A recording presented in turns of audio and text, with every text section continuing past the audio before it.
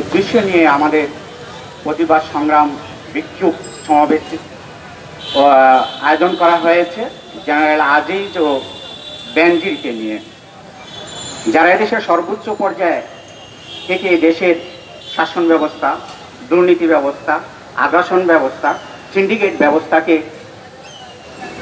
নিয়ন্ত্রণ করবে, তারাই আজকে সেগুলোকে এদেশে সর্বস্তরে বিরাজ করে দিচ্ছে। এটা কেমন ধরনের নৈতিকতা?